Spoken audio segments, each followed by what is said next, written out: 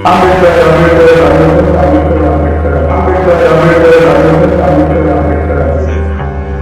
of all, Smriti, I would like to congratulate you to get a उन्होंने कहा ये पहले ही कह रहे थे कि कॉन्स्टिट्यूशन को हम चेंज करेंगे, ये इसके खिलाफ है। मैं कहना चाहता हूँ कि ये एक्चुअली हमारे देश के हनुमान हैं जो निस्वार्थ देश की सेवा करते हैं।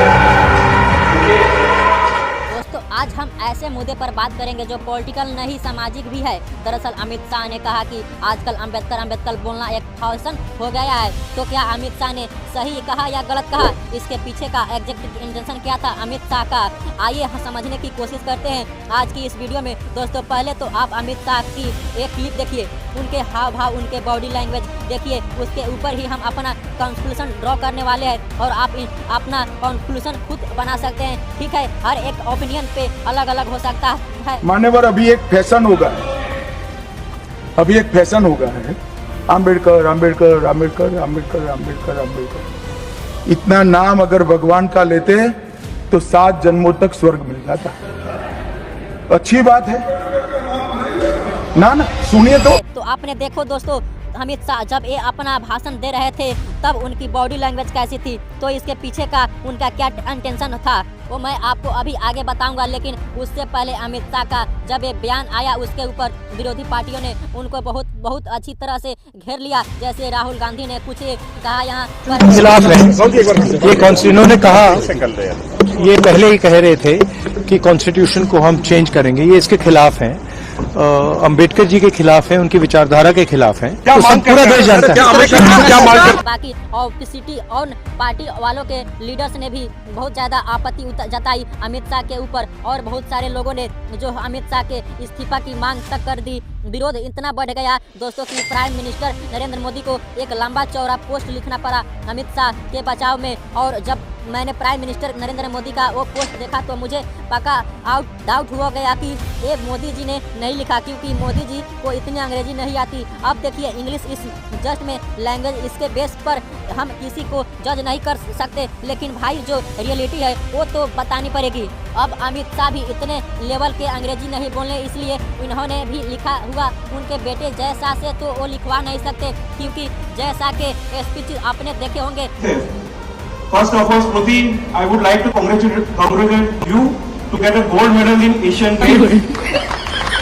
शायद मोदी जी ने ChatGPT का उपयोग का सहारा लिया होगा। यहाँ पर अगर मैं आपसे कहूँ कि राहुल गांधी ने अमित शाह के बजाय राहुल गांधी ने अगर ये कहा होता कि आजकल श्री राम बोलना फैशन हो गया है, तो बीजेपी वाले राहुल गांधी का क्या हाल करते और कैसा नैरेटिव सेट करते, ये मुझे बताने की जरूरत नहीं है। आपको राहुल गांधी को anti India, national anti Hindu पता नहीं कितने एंटी बना देते हैं। अब अगर मैं इसे बेसिक कहूँगा कि अमित शाह ने गलत बोला, ठीक है, अमित शाह ने जो है ये जानबूझकर बोला पॉलिटिक्स खेलने के लिए, तो आप मुझे टिक दोगे। इसलिए दोस्तों मैं अभी कुछ नहीं बोलेंगे, आगे जो मैं आपको बताने वाला हूँ वो ध्यान से सुनना और फिर आप जो अपना ओपिनियन आप खुद से बना सकते हैं। अमित शाह ने जिस लहजे पर बोला उससे लगता है कि उनको अंबेडकर की इम्पोर्टेंस समझ नहीं आती है। जब जिन लोगों को लगता है कि अंबेडकर ने क्या ही किया, मतलब क्या ही काम किया, वो तो कोई भी कर सकता है। उनके लिए मैं कहना चाहता हूं दोस्तों कि जब इंस्टीट्यूशन बन रहा था तो वहां पर इतने ज़्यादा चैलेंजेस थे जो बहुत सारे लोगों को पता तक नहीं है। On the 26th January 1950, India would be a democratic nation. सबसे बड़ा चैलेंज था ऐसे कंजर्वेटिव ग्रुप्स थे जो संविधान के खिलाफ थे, जो संविधान में बातें लिखी जा रही थी उनके खिलाफ थे, जैसे कास्ट के डिस्क्रिमिनेशन को खत्म करना, अनस्टेबिलिटी को इलीगल बनाना, साथ ही साथ वीमेन एम्पावरमेंट के जो प्रोविजन कॉन्स्टिट्यूशन में लिखे जा रहे थे उनके खिलाफ है। कंजर्वेटिव ग्रुप थे, इन लोगों को ऐसा लग रहा था कि दोस्तों जैसे हमारे ट्रेडिशन के खिलाफ हो, सोचिए एक घर में नए रूल्स लागू करना कितना ज़्यादा मुश्किल होता है जब तक आपके घर वालों पुराने आदतों को नहीं छोड़ना चाहते। बाबा साहब के सामने अभी ऐसे भी कुछ चैलेंजेस थे। उस जमाने में भी भारत इतना डाइवर्सिफाइड था और सभी लोगों को संविधान एक्सेप्ट हो ऐसा संविधान लिखना बहुत ज़्यादा चैलेंजेस काम था। सोचिए दोस्तों आजकल 4 लोग हमारी बात नहीं सुनते, लेकिन उस पर लाखों लोगों को वो संविधान एक्सेप्ट हो ऐसा संविधान संविधान बनना कितना मुश्किल होगा। इमेजिन करिए आपको एक ड्रेस डिजाइन करना हो जो सबको पसंद आए, किसी को कलर पसंद आए, किसी को आइटम पसंद आए, किसी को वो फिट हो। तो ऐसे भी कुछ चैलेंजेस दोस्तों संविधान बनाते वक्त डॉक्टर बाबा साहेब अम्बेडकर ने फेस किए। एक और चैलेंज था दोस्तों कॉन्स्टिट्यूशन बनाते वक्त, तो ये लिमिटेड रिसोर्स और टाइम्स पार्टीशन के बाद भारत बहुत ज़्यादा अनस्टेबल था, रिफ्यूजीज के इश्यूज थे, इकोनॉमी बहुत ज़्यादा वीक थी, ऊपर से पॉलिटिकल प्रेशर भी था।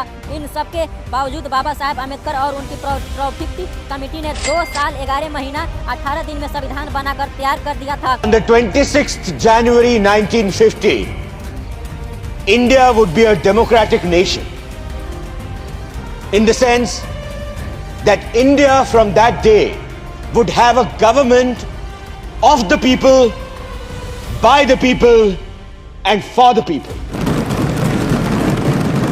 आज जो महाराष्ट्र में फडणवीस और शिंदे की सरकार है दोस्तों, उसमें एक नागा, अगर आप उस स्पीच सुनोगे तो वहाँ पर वो क्या बोलना चाहते हैं वो खुद नहीं पता होता। टेलीप्रॉम्प्टर यूज करते हैं, टेलीप्रॉम्प्टर ना हो तो कोई दूसरा मंत्री उनके कान में वो कुछ बोलता है और वो बस मुंह से बोल देते हैं। अजून काय केलं? सुदृढ पालक, सुदृढ बालक, जागरूक पालक, जागरूक पालक, सुदृढ बालक, आरोग्याची वारी पंढरीच्या दारी, आरोग्याची वारी पंढरीच्या वारी, किती किती योजना केल्या गिनीज बुक मध्ये नोंद झाली. Guinness book. उसको मतलब बीच में अपना एलिमेंट तक ऐड नहीं करते। आज के पॉलिटिशियन अपने स्पीच को भी खुद दम पर नहीं बोल सकते हैं। उस वक्त संविधान लिखा गया था, ये कोई नॉर्मल चीज़ नहीं थी। इन सब के अलावा डॉक्टर बाबा साहेब अम्बेडकर एक दलित कम्युनिटी से आते थे, इसी वजह से उनको पर्सनल अटैक्स भी बहुत ज़्यादा झेलने पड़े। In politics, we will have equality. And in social and economic life, we will have inequality. लोग उनके कास्ट बैकग्राउंड को देखकर उन पर क्वेश्चन करते थे, लेकिन इन सब ओवरकम करके अब उन्होंने संविधान तैयार किया। आज वही संविधान हमारे देश का एक फाउंडेशन है। आज अगर हम डॉक्टर बाबा साहेब अम्बेडकर का नाम ले रहे हैं तो ये समझना बहुत ज़्यादा जरूरी है दोस्तों कि बस उनका सामान नहीं है, बल्कि उनकी सोच और उनकी मेहनत कर एक नैगेज करने का एक तरीका है। अगर अम्बेडकर का नाम लेना आज भारत में फैशन बन गया तो फैशन भारत को मंजूर है। सोचिए अगर किसी स्कूल का टीचर एक बेकार सेक्शन के स्टूडेंट को सपोर्ट करे, उनकी प्रोग्रेस के लिए वो काम करे, तो उस टीचर का नाम लेना क्या अपमान है या फिर उस बात का सबूत है कि वो टीचर कितने इम्पैक्ट है। अब यहाँ पर सवाल ये है दोस्तों कि अमित शाह ने ऐसा क्यों बोला, क्या एग्जैक्ट इंटेंशन था उनके इस बयान के पीछे क्या है। एक डेलिब्रेट अटेम्प्ट था ओपोर्टियल ऑन पर कमेंट करने का। ये फिर सोचिए समझिए राजनीति थी। अगर आप बीजेपी को देखोगे तो हमेशा हिंदुत्व और नेशनलिस्ट आइडियोलॉजी को सपोर्ट करते हैं और उसी बात के बेसिस पर वो चुनाव भी लड़ती है। तो इसी चीज़ की वजह से कभी कभी कास्ट बेस्ड इशू को सेकेंडरी बना देते हैं। अमित शाह के बयान को आप एक बार फिर से सुनिए, फिर हम अपने कंक्लूजन पर आते हैं। मान्यवर, अभी एक फैशन होगा, अभी एक फैशन होगा है आम्बेडकर आम्बेडकर आम्बेडकर आम्बेडकर आम्बेडकर आम्बेडकर। इतना नाम अगर भगवान का लेते तो 7 जन्मों तक स्वर्ग मिल जाता।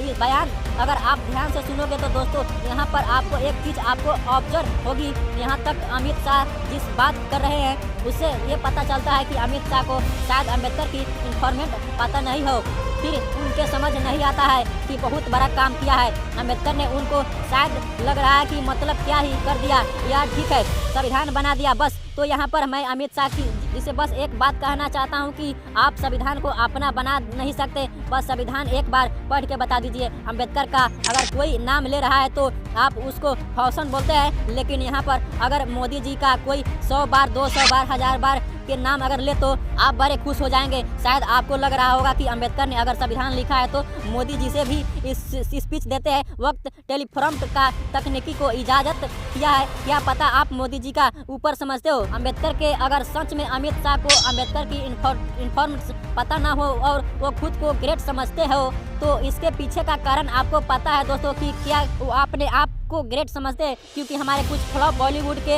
एक्टर्स उनको हनुमान बताते हैं। आप सुनिए, आप दिल से निकल रहा है ये चीज़। मैं कहना चाहता हूँ कि ये एक्चुअली हमारे देश के हनुमान है जो निस्वार्थ देश की सेवा कर रहे हैं। क्या पता इस एक्टर की बातों की अमित शाह ने सीरियसली ले लिया और वो खुद को एक ग्रेट समझ रहे हो, लेकिन यहाँ पर समझने में और उन्हें जमीन आसमान का फर्क पड़ता है। जब देश की हालत खराब थी और किसी को अंदाज नहीं था कि संविधान कैसे बना के देश को कैसे चलाते हैं। उस वक्त अम्बेडकर और उनकी कमेटी ने संविधान बनाया, उसी संविधान के बलबूते पर आज हमारा देश चल रहा है। आज आप जैसे लोग देश चला रहे हो, उसी संविधान को पढ़कर उसी को फॉलो कर आई होप दोस्तों अगर इस वीडियो में कुछ इस सीखने को मिला हो, अगर अम्बेडकर से अगर सच्चे दिल से प्यार करते हो, हमारे इस देश से प्यार करते हो, तो प्लीज़ चैनल को सब्सक्राइब करना ना भूला, क्योंकि इस चैनल पर हमेशा इस तरह का वीडियो को लेकर आते रहते हैं, उसका नोटिफिकेशन आपको मिले। इस वीडियो में दोस्तों आपको इतना ही समाप्त करता हूँ, मिलता है फिर अगले वीडियो में, तब तक के लिए जय हिंद, जय भारत।